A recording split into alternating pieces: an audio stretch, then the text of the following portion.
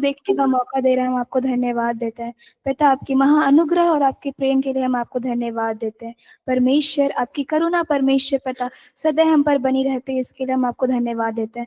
पिता, जब हम आज परमेश्वर पिता आज के सुबह के सेशन में जब हम पाए जाते हैं पिता हम हर एक की परमेश्वर पिता बुद्धि को आप खोल दीजिए परमेश्वर पिता, ताकि पिता जिन बातों को हम सुनते हैं पिता, ना वरन परमेश्वर पिता सिर्फ हम उसे सुनने पाए, वरन अपने हृदय में परमेश्वर पिता उन बातों को रखने पाए पिता।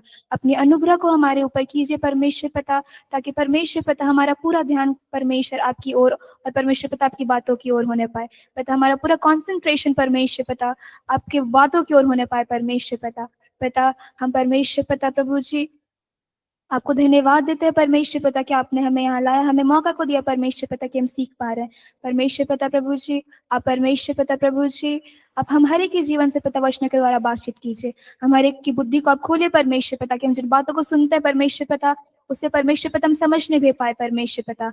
हम हर एक को परमेश्वर पिता आप बुद्धि को दीजिए। जिस प्रकार सुलेमान ने आपसे बुद्धि को मांगा था पिता, उसी प्रकार हम भी आपसे बुद्धि को मांगते हैं पिता प्रभु जी कि आप हमें अपनी बुद्धि को दीजिए पिता। जब हम आगे की बातों में जाते हैं पिता, हर एक नींद की आत्मा और हर एक डिस्टर्ब और हर एक डिस्ट्रैक्शंस की आत्मा को परमेश्वर पिता हम आपके नाम से दूर करते हैं पिता। हमारा ध्यान पिता आपके वचनों की ओर आपकी बातों की ओर होने पाए।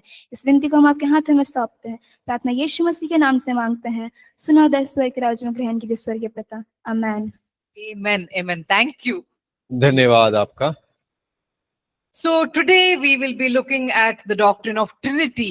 और आज हम जो है त्रिएक परमेश्वर के सिद्धांत के ऊपर में देखेंगे। This is a doctrine which basically teaches और ये एक ऐसा सिद्धांत है जो हमें आधारभूत इस बात की शिक्षा देता है that we have only one God, कि हमारा केवल एक ही परमेश्वर है, but God is in three persons. लेकिन परमेश्वर एक है, व्यक्तित्व तीन है।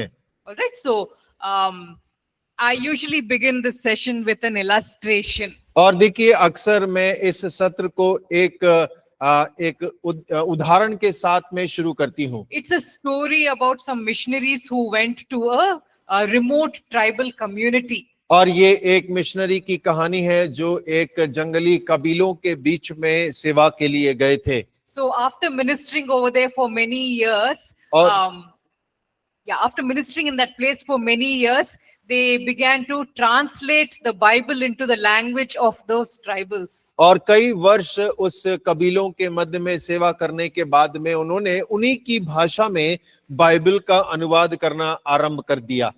When they came to Isaiah 1:18, they had a problem with the translation. और जब वो यशाया 1:18 में आए तो उनको उस बात का अनुवाद करने में समस्या होने लगी। If someone can open their Bible and read out for us, Isaiah 1:18. और कोई भी यशाया 1:18 हमारे लिए खोल के पढ़ सकते हैं।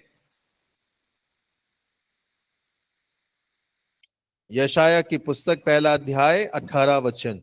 यहोवा कहता है, आओ हम आपस में वाद विवाद करें। तुम्हारे पाप चाहे लाल रंग के हो तो भी वे हिम के समान उजले हो जाएंगे, और चाहे अगरवानी रंग के हो तो भी वे उनके समान श्वेत हो जाएंगे।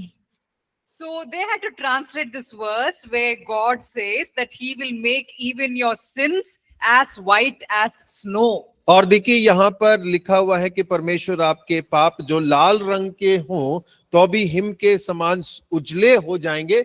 इसका अनुवाद करना उनको थोड़ा मुश्किल जान पड़ रहा था। Because those tribals do not know what snow is. और क्योंकि वो कबीले के जो लोग थे उन्हें बर्फ के बारे में या हिम के बारे में जानकारी ही नहीं थी कि वो क्या होती है। So the missionaries tried to explain when water becomes a solid, that is snow. और तो जो सेवक था वो उन्हें परिभाषित करने लगा, समझाने लगा कि जब पानी जो है ना जम जाता है, ठोस हो जाता है, तो वो बर्फ बन जाता है। The tribals laughed at the missionaries and said, how can water become solid? और वो जो कबीले के लोग थे सेवक के ऊपर हंसने लगे और कहने लगे, पानी कैसे ठोस हो सकता है। And so after about a year, when the missionaries were going back on a holiday back to Europe, और जब वो सेवक लोग 1 साल के पश्चात अपनी छुट्टियों को मनाने के लिए अपने देश यूरोप को जा रहे थे, they wanted to take one of the tribals with them so that he can talk about the work which was being done. और वो चाहते थे कि कबीले में से एक जन को वो अपने संग लेके जाएं ताकि वहां के लोगों को बताया जा सके कि उनके मध्य में किस प्रकार कार्य हो रहा है। And so when that tribal went to Europe, he saw snow with his own eyes. और जब वो कबीले का व्यक्ति यूरोप में गया तो उसने अपनी आंखों से उस बर्फ को देखा। And then he believed and he said, yes, water can actually become solid. और फिर उसने विश्वास किया और कहा कि हाँ, पानी जो है वो ठोस हो सकता है, जम सकता है। So until he actually saw with his eyes, he could not understand what is this snow. और जब तक उसने अपनी स्वयं की आंखों से नहीं देख लिया, वो इस बात पर विश्वास ही नहीं कर पाया कि पानी क्या, बर्फ क्या होती है। In the same way, we try from the Bible to understand this concept of Trinity. और उसी रीति से हम बाइबल से देखने का प्रयास करेंगे, समझने का प्रयास करेंगे ये त्रिएकत्व क्या है, ये त्रिएक परमेश्वर के बारे में क्या है।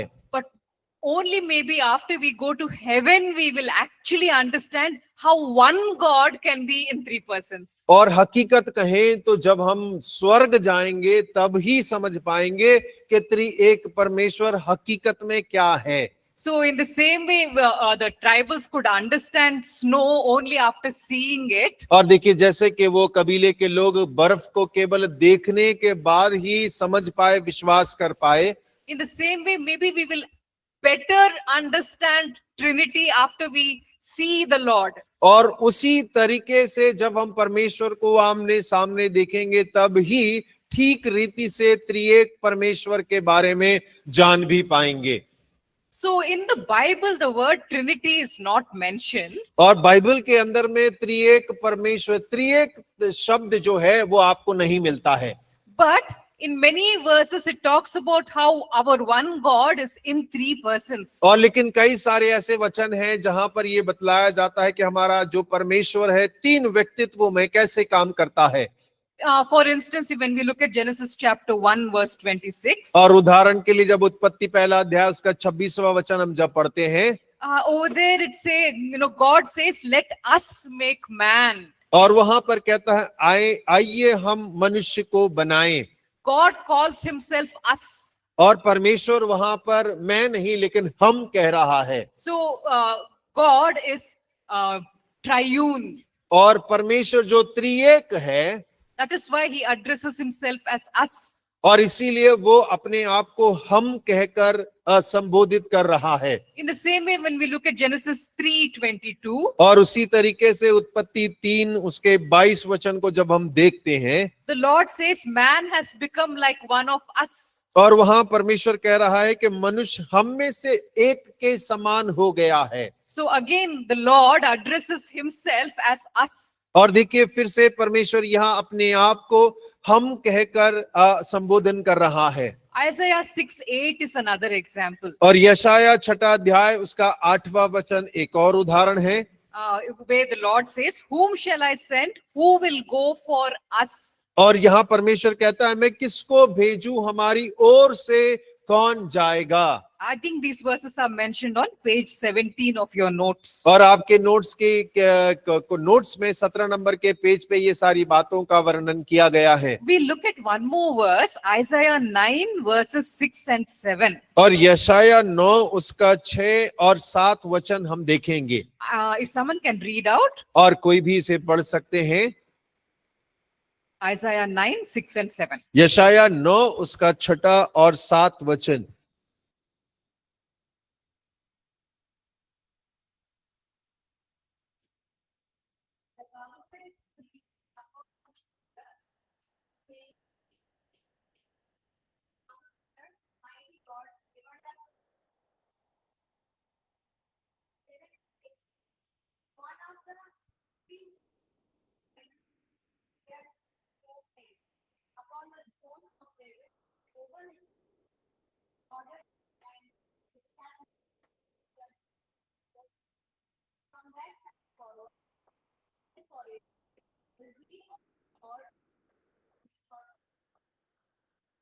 Exactly. So we see some clues in this verse, in these verses, whom it is talking about. और देखिए यहाँ पे इस प्रकार दिखाया कि हम किससे बात कर रहे हैं, उसके बारे में कुछ निर्देश दिए गए हैं।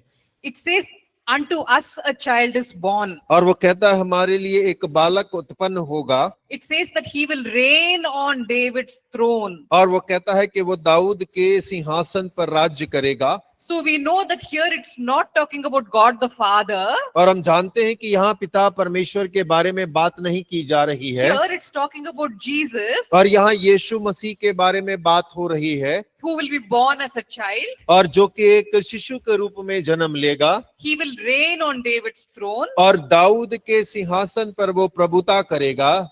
And look at how he is described in these verses. और आप देखें कि उसका वर्णन इन वचनों के अंदर में किस रीति से किया गया है। This Jesus is called mighty God. और इस यीशु मसीह को पराक्रमी परमेश्वर कहकर पुकारा गया है। He is called everlasting Father. और उसे अनंत काल का पिता कहा गया है। So Jesus is called everlasting Father in this verse. और इस वचन में यीशु मसीह को अनंत काल का पिता कहकर पुकारा गया है। So this enables us to understand that this triune God, there is a Father, there is a Son, there is a Holy Spirit, and still there is somehow oneness among these three. और देखिए ये वचन हमें इस बात को समझने के लिए सहायता करता है कि हमारा जो त्रिएक परमेश्वर है, उसमें पिता है, पुत्र है, पवित्र आत्मा है, और तीनों में एकता है, एक समानता है। So even Jesus is being called everlasting Father. और यीशु मसीह को भी अनंत काल का पिता कहकर पुकारा गया है। So that is why Jesus takes this particular reference when he is talking to the Pharisees. और देखिए जब यीशु मसीह फरीसियों से बात करते हैं तो इस वचन का उपयोग वो करते हैं। He refers to Psalm 110 verse 1. और 110 भजन उसके 10 को वो दिखाते हैं और बोलते हैं। Psalm 110 verse 1 if someone can read. और भजन 110 का पहला वचन कोई हमारे लिए पढ़ सकते हैं। मेरे प्रभु से यहोवा की वाणी यह है, तू मेरे दाहिने हाथ बैठ, जब तक कि मैं तेरे शत्रुओं को तेरे चरणों की चौकी ना कर दूं। So here it's talking about the Lord. In the English it is in capital letters LORD. और देखिए अंग्रेजी में उसको लॉर्ड जो है वो कैपिटल में लिखा है। हिंदी में अगर आप पढ़ेंगे तो वहां प्रभु लिखा है। And then the second word, that is capital L but small ORD. और फिर अगर हम आगे पढ़ते हैं, अंग्रेजी में आप पढ़ेंगे तो केवल एक ही अक्षर उसका कैपिटल है, लेकिन हिंदी में यहोवा लिखा है। Okay, so it's talking about two persons of the Godhead. और यहाँ परमेश्वर के दो व्यक्तियों के बारे में बात हो रही है। So LORD in capitals. और जो कैपिटल अंग्रेजी में देखेंगे LORD, अगर हिंदी में देखें तो वो यहोवा शब्द इस्तेमाल किया गया है। That always refers to Yahweh. और जो हमेशा यहोवा के लिए दर्शाया जाता है अंग्रेजी बाइबल में। When you have capital L and small ORD. और जब अंग्रेजी में आप पढ़ते हैं और कैपिटल केवल L शब्द है, और हिंदी में अगर आप पढ़ें तो उसको प्रभु करके संबोधित किया गया है। So that is actually the Hebrew word Adonai, और master. और वो इब्रानी शब्द अदोनाई है जिसका अर्थ होता है स्वामी। So over here, in the first phrase, it's talking about Yahweh.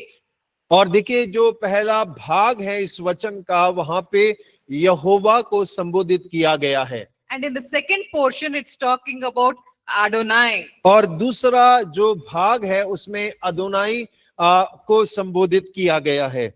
So brings up this verse when he's talking to the Pharisees. और यीशु मसीह जब फरीसियों से बातचीत करते हैं तो इस वचन को वहां पर इस्तेमाल करते हैं।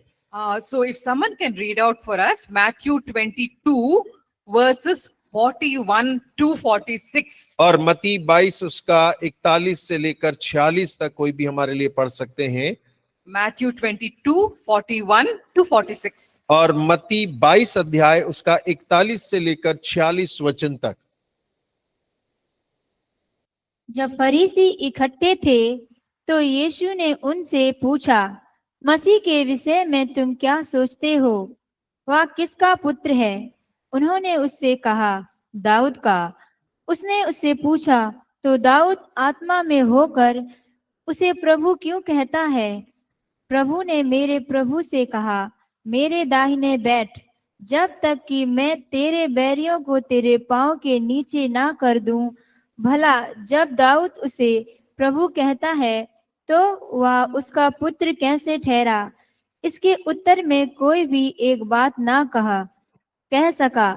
उस दिन से किसी को फिर उससे कुछ पूछने का साहस ना हुआ।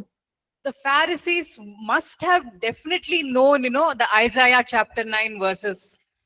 और देखिए फरीसियों को यशाया 9 अध्याय के जो वचन है जरूर पता होंगे। They knew that the Messiah is going to be called Mighty God. They knew that the Messiah is going to be called Everlasting Father. और वो इस बात को जानते थे कि जो मसीहा है उसे पराक्रमी परमेश्वर और अनंत काल का पिता कहकर पुकारा जाएगा। They also knew that this Messiah will reign on David's throne. और वो ये भी जानते हैं कि जो मसीहा आने वाला है वो दाऊद के सिंहासन के ऊपर में प्रभुता करेगा। So now Jesus asks them a question and he says, और अब यीशु मसीह उनसे प्रश्न करके उन्हें कह रहा है, you are saying that the Messiah is the son of David. और तुम कहते हो कि जो मसीहा है वो दाऊद का बेटा होगा। But this Messiah, David calls him Lord. और लेकिन इस मसीहा को दाऊद जो है वो प्रभु कहकर पुकार रहा है। If the Messiah is just an ordinary human descendant, why will he call him Lord? और यदि मसीहा के एक साधारण किसी मनुष्य की संतान होता तो दाऊद उसे प्रभु कहकर क्यों पुकारता? The reason that David refers to his descendant as Lord is because he is the divine Messiah. और क्यों दाऊद अपने ही वंशज को प्रभु कहकर पुकार रहा है? क्योंकि वो एक दैवीय जन्म है, दैवीय उदाहरण दिया गया है। And so, when Jesus asked that question, the Pharisees keep quiet और जब यीशु मसीह ने इस प्रश्न को किया तो फरीसी जो थे वो चुपचाप रह गए, because they don't want to open their mouth and say, yes, you are Lord. और क्योंकि वो लोग मुंह खोलकर इस बात को नहीं कहना चाहते थे कि हाँ तू ही प्रभु है। So Jesus very clearly establishes the fact that he is equal to the Father. और यीशु मसीह ने इस तथ्य को स्थापित किया कि वो पिता के बिल्कुल सामान्य है। He is also divine just like the Father. और वो भी बिल्कुल उतना ही ईश्वरीय है जितना कि परमेश्वर है। And we see that the Holy Spirit is also completely divine. और हम इस बात को भी देखते हैं कि पवित्र आत्मा भी उतना ही ईश्वरीय है। Isaiah 63 verse 10. और यशाया 63 उसका 10वां वचन, There it says that they rebelled and grieved his Holy Spirit. और वहां लिखा उन्होंने बलवा किया और उसके पवित्र आत्मा को खेदित किया। Holy Spirit is being called the Spirit of God. और पवित्र आत्मा को परमेश्वर का आत्मा कहकर संबोधित किया गया है। In these verses, we are seeing that the Father, Son, and Holy Spirit are all three of them being declared as being equal and divine. और देखिए इन वचनों के अंदर जब हम पढ़ते हैं, अध्ययन करते हैं तो इस बात को सिद्ध करते हैं और घोषणा करते हैं कि पिता, पुत्र, पवित्र आत्मा तीनों एक समान हैं, तीनों का स्वभाव है और वो परमेश्वर हैं। Let's look at some New Testament verses. और आइए हम कुछ नए नियम के वचनों को देखते हैं। Ephesians chapter 4 verses 4 to 6. और इफिसियों 4 अध्याय उसका 4 से लेकर 6 वचन, If someone can read out. और कोई भी पढ़ सकते हैं। इफिसियों की पत्री 4 अध्याय उसका 4 से लेकर 6।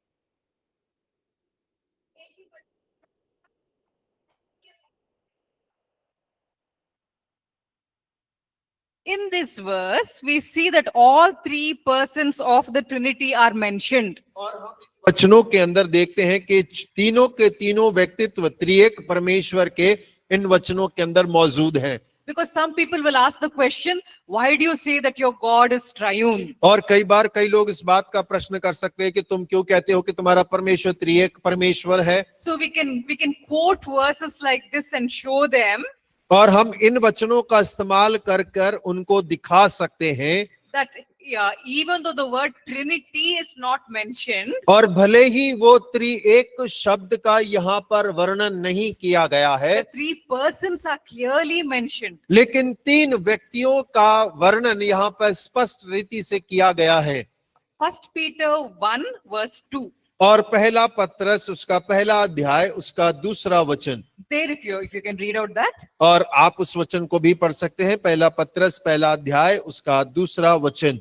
According to the foreknowledge of God the Father, in the sanctification of the Spirit, for obedience to Jesus Christ, and for sprinkling with his blood, my grace and peace be multiplied to you. Yeah. So over here again we see the three persons of the Trinity being mentioned. और हम यहाँ पर फिर से देखते हैं कि त्रिएक परमेश्वर के तीनों व्यक्तित्व का यहाँ पर वर्णन किया गया है। We'll just look at one more verse. और हम एक और वचन को देखेंगे। Jude verses 20 and 21. और यहूदा उसका 20 और 21वां वचन। यहूदा की पुस्तक 20 और 21 वचन। Yeah, someone can read out.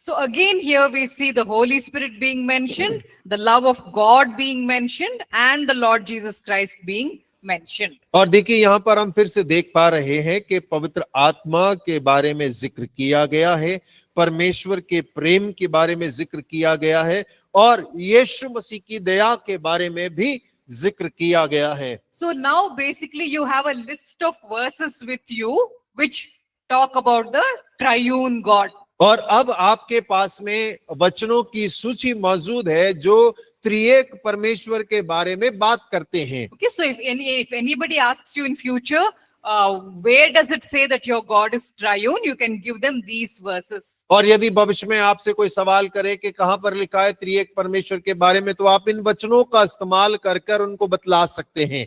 Now let's look at what Jesus said about Trinity. और आइए अब हम देखेंगे कि यीशु मसीह त्रिएक परमेश्वर के बारे में क्या कहते हैं। If you look at Mark chapter 12 verses 28 to 30. और मरकुस आप 8 अध्याय उसका 12 Mark chapter 12 मरकुस 12 अध्याय 28 to 30. और आप 28 से 30 वचन अगर आप देखें, There a teacher of the law comes to Jesus. और वहां पर एक व्यवस्थापक यीशु मसीह के पास में आता है। He asks which is the most important commandment. और वो आके पूछते हैं कि सबसे बड़ी आज्ञा कौन सी है। So this is Jesus' reply to him. और देखिए यीशु मसीह की ये उत्तर उसको मिलता है। Mark 12 verses 29 and 30. और मरकुस 12 अध्याय उसका 29 और 30 वचन If someone can कोई read भी out. पढ़ सकते हैं। Jesus answered, the most important is, hear, O Israel, the Lord our God, the Lord is one, and you shall love the Lord your God with all your heart, and with all your soul, and with all your mind, and with all your strength.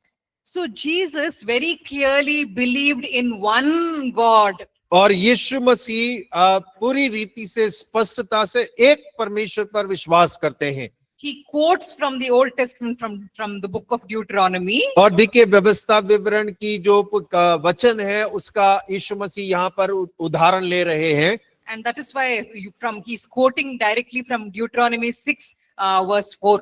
और व्यवस्था विवरण 6 अध्याय उसके 4 वचन को सीधा पूरा का पूरा वैसा ही यीशु मसीह इस्तेमाल करते हैं। And he says, the Lord our God, the Lord is one. और वो कहता है कि हमारा प्रभु परमेश्वर जो एक परमेश्वर है, how does he describe this one God?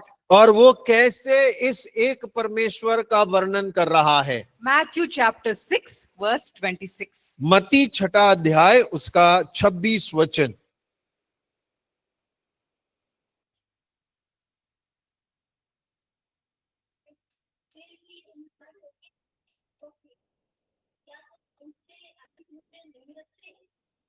So even though Jesus believes in one God, how does he address him? और देखिए मत्ती 6 उसके 26 में लिखा हुआ है, परमेश्वर यीशु मसीह एक ही परमेश्वर पर विश्वास कर रहा है, लेकिन उस एक परमेश्वर को यीशु मसीह किस प्रकार पुकार रहा है। First he calls him heavenly Father. और सबसे पहले वो कहता है स्वर्गीय पिता। So in Matthew 6:26 we saw that phrase where Jesus calls God the Father heavenly Father. और मत्ती 6:26 में हम इस वाक्या को देखते हैं कि यीशु मसीह परमेश्वर को स्वर्गीय पिता कहकर पुकारते हैं। But then when you come to John 10:30, और जब यूहन्ना 10:13 में आप आते हैं, he says, I and the Father are one. और वहां यीशु मसीह कहते हैं मैं और पिता एक हैं। So he is saying that God is one, और वो कह रहे हैं कि पिता एक है, but he is saying, not Pita is one, but God is one, परमेश्वर एक है, is one, but that one God has got Father and Jesus in that one. और देखिए उस एक परमेश्वर के अंदर में पिता भी है, यीशु मसीह भी मौजूद है। And then when let's look at what Jesus says in John 14:16. और यूहन्ना 14:16 में यीशु मसीह क्या कहते हैं, आइए हम उसको पढ़ते हैं। If someone can read out John 14:16. और यूहन्ना And I will 14 ask- उसका 16। I will ask the Father, and he will give you another helper to be with you forever. Yeah, so over here he's talking about the Holy Spirit. और यहाँ पर वो पवित्र आत्मा के बारे में बात कर रहा है। You must have covered this already when you were doing the topic of Holy Spirit. और जब आप पवित्र आत्मा के विषय के बारे में अध्ययन कर रहे थे, ये सारे वचन आपने जरूर पढ़े होंगे। Okay, so here Jesus refers to the Holy Spirit as another advocate. और देखिए यहाँ पर यीशु मसीह पवित्र आत्मा को एक सहायक या वकील के रूप में पेश कर रहा है। The word over there which is used is another. और जहां यहाँ पर एक शब्द इस्तेमाल किया गया है कि तुम्हारे लिए एक और शब्द जो इस्तेमाल किया गया है। Now in the Greek language, the entire New Testament is written in the Greek language. और देखिए पूरा का पूरा नया नियम जो है वो यूनानी भाषा के अंदर में लिखा गया है। So in the Greek language, that word another, it is used in two ways. और देखिए यूनानी भाषा में जो एक और शब्द जो इस्तेमाल किया गया है वो दो तरीके से इस्तेमाल किया गया है। There are two Greek words for another. और एक और के लिए दो यूनानी शब्द होते हैं।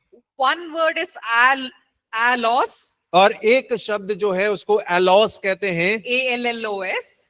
आपने स्पेलिंग सुन लिया। And then the second word for another is heteros. और दूसरा जो है हेक्रोस है, HETEROS. हेटेरोस। So over here, which Greek word did Jesus use? और इन दोनों यूनानी शब्दों में से यीशु मसीह ने कौन सा यूनानी शब्द यहाँ पर इस्तेमाल किया है? He said, when I go away to the Father, don't worry, I will send another advocate to you. और वो कह रहे हैं जब मैं पिता के पास में जाऊंगा चिंता मत करना, मैं तुम्हारे लिए एक और सहायक को भेजूंगा। Which एक और is he talking about? और वो कौन से एक और के बारे में बात कर रहा है? Is he talking about allos or is he talking about heteros? और वो एलोस के बारे में बात कर रहा है या हेट्रोस के बारे में बात कर रहा है? So let's understand these two Greek terms better. और हो कि हम इन दोनों यूनानी शब्दों को एक बेहतर रीति से समझने का प्रयास करें। Let us say that I am holding a Shimla apple in my hand. और सोचकर देख लीजिए कि मैम अपने हाथ में शिमला का सेब पकड़ी हुई हैं। And I want another Shimla apple. और उन्हें एक और शिमला का एप्पल सेब चाहिए। So I want another of the same type. और मुझे उसी प्रकार का एक और चाहिए। So I will say, give me Alos apple, और तब मैं कहूंगी कि मुझे एलोस सेब दे दो, because Alos is the same type, another of the same type. क्योंकि एलोस का अर्थ होता है उसी प्रकार, बिल्कुल वैसा ही। So I will hold the Shimla apple and say, give me Alos apple. और मैं शिमला के सेब को हाथ में पकड़कर कहूंगी मुझे एलोस सेब दे दो। And then a student comes and gives me Chikbadapur apple. चिक बड़ा। This is a different type of it's in South Indian apple. Okay, so it's a different type of apple. That person comes and gives it to me. और एक छात्र आता है, मुझे दूसरा दक्षिण भारत का सेब आके मेरे हाथ में थमा देता है। So I'll say, no, I asked for Alos, the same type of apple. और मैं कहती हूँ नहीं, मुझे ये नहीं चाहिए, मैंने एलोस मांगा है, जो है उसी प्रकार का सेब मुझे चाहिए। So let's use another example. और एक और उदाहरण का इस्तेमाल करते हैं। Now I'm still holding one Shimla apple in my hand. और अभी भी मेरे हाथ में शिमला का सेब है। And now I will say, I want heteros fruit. और अब मैं कहती हूँ कि मुझे हेटेरोस फल चाहिए। Heteros is another of a different type. और उसका अर्थ होता है दूसरा, परंतु दूसरे प्रकार का। So heteros is not the same type. Heteros is another type. और देखिए, हेटेरोस का अर्थ होता है दूसरे प्रकार का, वैसा ही उसी प्रकार का नहीं होता है। So I'm holding an apple in my hand. और मेरे हाथ में एक सेब तो है। And I tell the student, please bring me heteros fruit. और मैं एक छात्र को कहती हूँ, कृपया करके मेरे लिए हेटेरोस फल लेकर आ जाओ। If that person brings me apple, और यदि वो व्यक्ति मेरे लिए सेब लेकर आता है, I'll say, no, I didn't ask for same. I asked for a different fruit. और मैं उनसे कहूंगी नहीं, मैंने सेब नहीं मांगा है, मैंने दूसरा फल मांगा है। I asked for heteros, which is different type. और मैंने हेटेरोस मांगा है, जिसका मतलब होता है दूसरे प्रकार का, और दूसरे प्रकार का फल मुझे चाहिए। So when Jesus was comforting the disciples, और जब यीशु मसीह अपने चेलों को शांति दे रहा था, he has told them, I'm going to die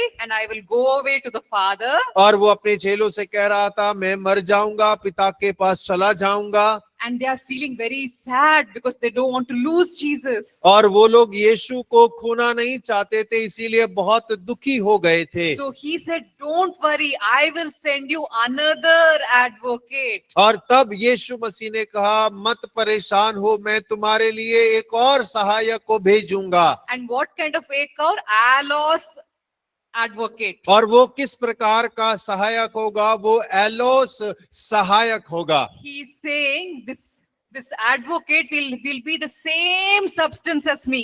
और यीशु मसीह कहने का प्रयास कर रहे हैं कि वो जो सहायक आएगा ठीक मेरे समान ही होगा। Okay, so that is the comfort that Jesus gives to the disciples. और देखिए, इस प्रकार की संतावना यीशु अपने चेलों को दे रहा है। That the Holy Spirit who will come will be exactly the same type as him. और पवित्र आत्मा जो आएगा वो ठीक बिल्कुल वैसा ही स्वभाव का होगा जैसा यीशु मसीह है।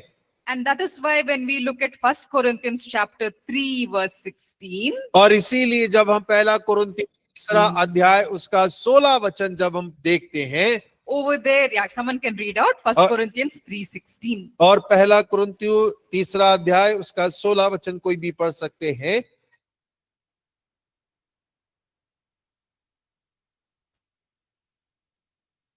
So here, the temple is described as God's temple, and we are told that God's Spirit dwells in this temple. और देखिए, यहाँ जो मंदिर है वो परमेश्वर के मंदिर के रूप में दर्शाया गया है, और उस मंदिर में परमेश्वर का आत्मा वास करता है। And Paul explains that we believers, we are this temple. और पौलुस इस प्रकार कहते हैं कि हम जो विश्वासी हैं परमेश्वर के मंदिर हैं। And inside us, God's Spirit is living. और हमारे भीतर परमेश्वर का आत्मा वास करता है, रहता है। Now let's look at 1 Corinthians 6:19. और अब पहला कुरिन्थियों 6 उसका 19 देखेंगे। If someone can read. कोई पढ़ सकते हैं?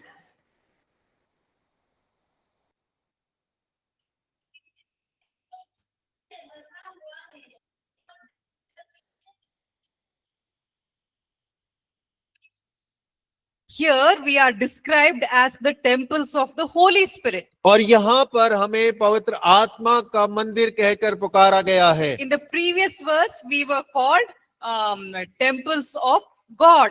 और पहले वचन में हमने देखा कि हमें परमेश्वर का मंदिर कह के पुकारा गया है। Here we are being called, we are called temples of the Holy Spirit. और यहाँ पर पवित्र आत्मा का मंदिर कहकर हमें पुकारा गया है। So God and the Holy Spirit are both equally divine. और देखिए परमेश्वर और पवित्र आत्मा दोनों एक समान दैवीय रूप धारण है। Okay, so we'll move on to another point. और हम अगले विषय पर चलते हैं। Yeah, yes, ask, go ahead. Mic दे दीजिए, माइक दे दीजिए।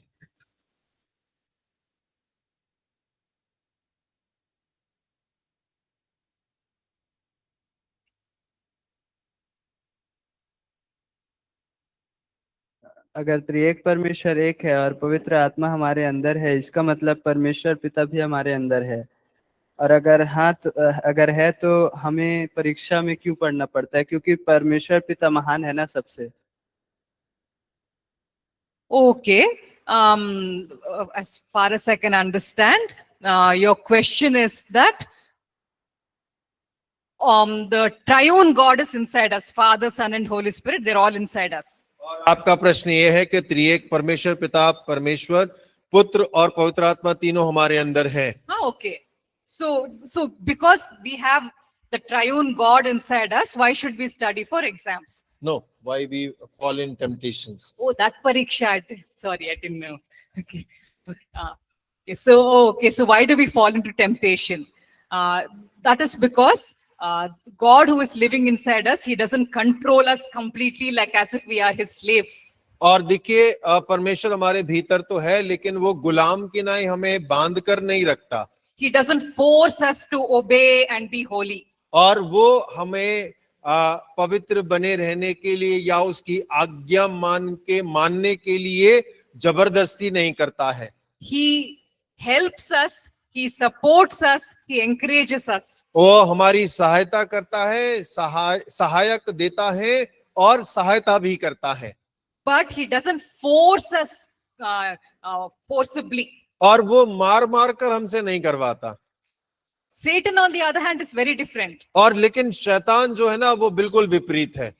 He doesn't come and give us a choice and say, do you want to be holy or do you want to be sinful? और वो आके आपको चुनाव नहीं देगा, बेटा तुझे पवित्र बने रहना है या तुझे पाप करने का मन कर रहा He है। will force you into sin. और वो जबरदस्ती आपको पाप में घुसा देगा। Even if you don't want to sin, he will create circumstances where he'll try to force you to sin. और देखिए अगर पाप नहीं भी करना चाहेंगे तो भी ऐसी परिस्थितियों को बना देगा जहां पे जबरदस्ती आपसे पाप करवा ही देगा वो।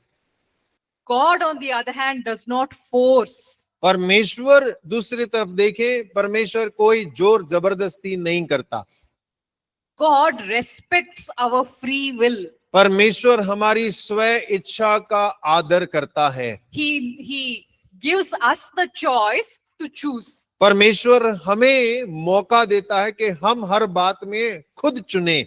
So that is why he will tell us, I will give you the help you need, you make your choice. और देखिए परमेश्वर हमें बताएगा कि जो सहायता तुम्हें चाहिए वो मैं प्रदान करूंगा, लेकिन चुनना तुमको ही पड़ेगा। So that is why sometimes we make the wrong choices because we have the freedom to do it. और देखिए यही कारण होता है क्योंकि हमारे पास आजादी है अपनी इच्छा को चुनने के लिए, कई बार हम गलत चुनाव खुद ही करते हैं।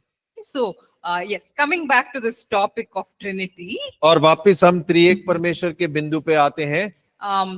In Ephesians chapter 2 verse 18, this is Thank what you, it ma'am. says. Thank you. All right. Ephesians 2:18. Ma'am एक प्रश्न है। Okay. Online Oh, online. Okay, perfect. जी Abhay ji. Searching where. Yeah. Please. Yes. Yeah. मेरा प्रश्न ये है मैम कि आपने बोला कि परमेश्वर पिता पवित्र आत्मा सब एक ही हैं, त्रिएक परमेश्वर एक ही है, वो तो फिर अलग अलग रूप में इस धरती में आने का क्या कारण है? he did not come in different forms. He's three separate persons. और वो तीन अलग अलग रूप में नहीं आए, लेकिन उनके व्यक्तित्व तीन अलग अलग हैं। So we will discuss that in greater detail. So we are not saying that one God in three forms. We are not at all saying that. और हम ये नहीं कह रहे हैं कि एक परमेश्वर तीन रूप में आया है। हम इसके बारे में आगे चल के जरूर और अच्छे से अभी अध्ययन करने वाले हैं। Okay, so we are saying that one God is there, but he is in three persons. और हम इस बात को कह रहे हैं कि एक ही परमेश्वर है, लेकिन उसके तीन व्यक्तित्व हैं। We are not saying that one God in three forms and shapes. और हम ये नहीं कह रहे, स्पष्ट समझिएगा कि एक परमेश्वर तीन रूप में आया है, हम ये नहीं कह रहे हैं। Okay, so why he came to the earth and what he did, that is part of the redemption plan of God. और वो क्यों धरती पे आए और जो कार्य उन्होंने पृथ्वी पर किया, वो सब हमारे छुटकारे का एक कार्य है, उसका एक भाग है। So we will discuss the redemption plan of God in greater detail in our other topics. और दूसरे विषयों के आधार में जो परमेश्वर ने छुटकारे के कार्य को किया, उसके ऊपर में हम अभी और अध्ययन करेंगे। So at the moment, it's important for us to know that our God is in three persons, not just three forms. और हमें इस समय पर यह बात जानना जरूरी है कि हमारा परमेश्वर एक है, लेकिन तीन व्यक्तित्व हैं, तीन रूप नहीं है। Okay, so do you have any question to ask apart from this? और इसके अलावा कोई और प्रश्न है? नहीं सर, नहीं ma'am, thank you. Thank you. Yeah. So yes, if someone can, okay, I think someone read out for us Ephesians 2:18. Yeah, और someone can read out. इफिसियों की पत्री 2:18 कोई पढ़ सकते हैं?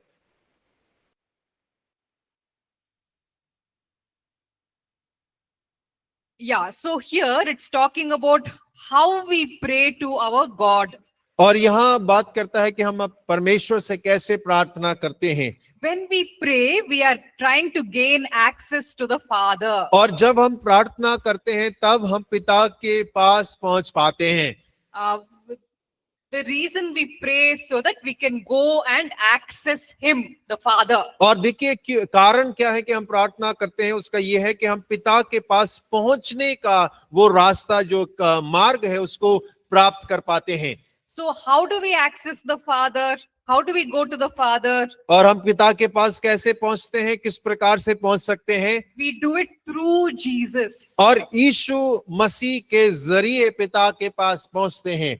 By one Spirit, it says. और वो लिखता है कि एक आत्मा के द्वारा। So prayer, it involves the help of all the three persons of the Trinity. और प्रार्थना जो त्रिएक के तीनों व्यक्तित्व हैं, उनको एक साथ लाने और जाने, हम पहुंचने में सहायता करता है। So we want to go to the Father and place our requests. और हम पिता के पास पहुंचकर अपने निवेदन उसके सामने रखना चाहते हैं। We can do it only through Jesus. और हम केवल यीशु के द्वारा ही कर सकते हैं। And the Holy Spirit helps us in doing it. और पवित्र आत्मा उसे करने के लिए हमारी सहायता करता है। So sometimes people ask the question, और कई बार लोग इस प्रश्न को करते हैं, should I pray to the Father or should I pray to Jesus? क्या मुझे पिता से प्रार्थना करना चाहिए या यीशु मसीह से प्रार्थना करना चाहिए?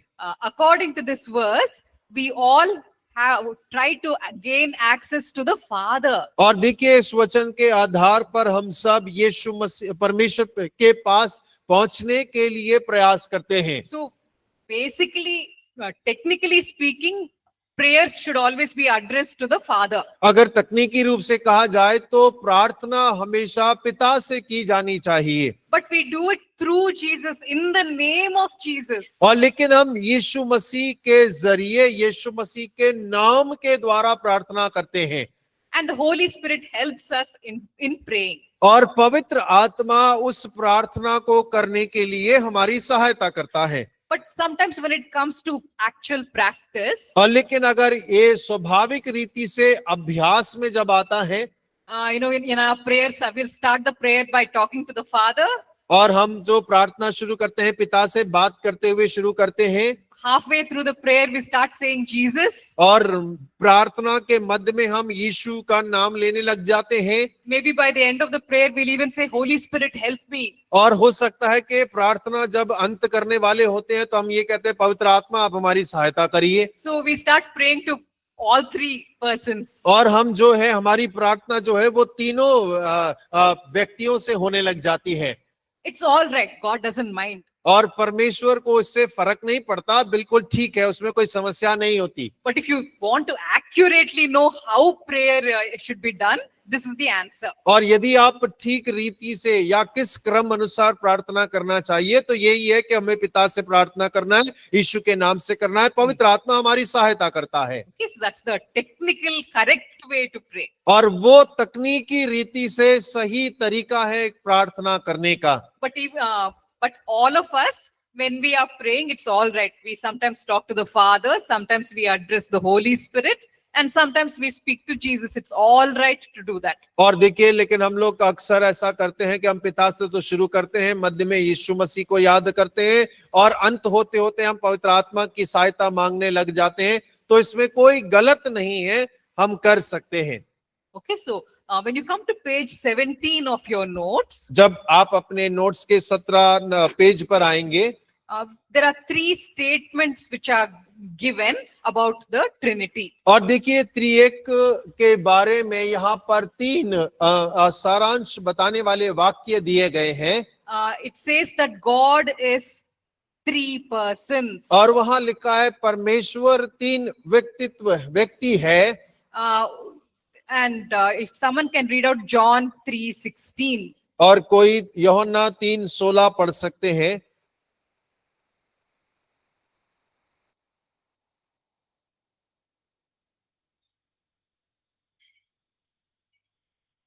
In this very, very familiar verse, और देखिए इस बड़े प्रसिद्ध वचन के अंदर में we see that God is sending the Son. और हम इस बात को पढ़ते हैं परमेश्वर अपने बेटे को भेज रहा है।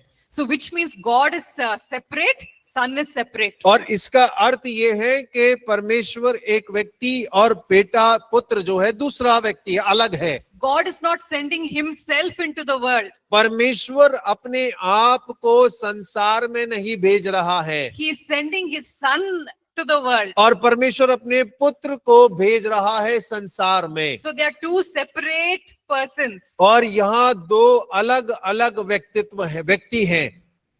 Acts chapter 2, 32 and 33. और प्रेरित दूसरा अध्याय उसका 30 और 32। If someone can read. कोई भी पढ़ सकते हैं, प्रेरित दूसरा अध्याय 30-32।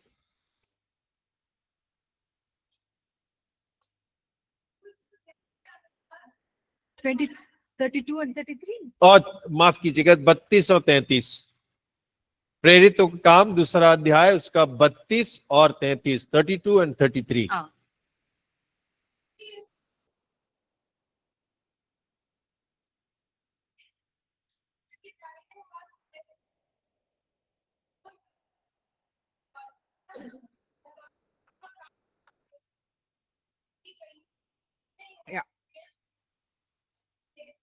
Yeah.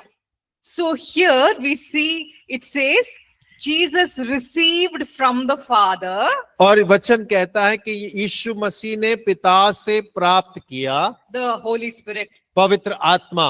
So here the Father and the Son are together sending the Holy Spirit to the believers. और यहाँ पर पिता और पुत्र दोनों मिलकर विश्वासियों पर पवित्र आत्मा को भेज रहे हैं। So Father, Son, Holy Spirit are 3 separate persons. और देखिए पिता पुत्र पवित्र आत्मा 3 अलग अलग व्यक्ति हैं। Okay, so we will look at the remaining points after we come back from our break. और ब्रेक में आने के बाद में अगले हम बिंदुओं को देखेंगे।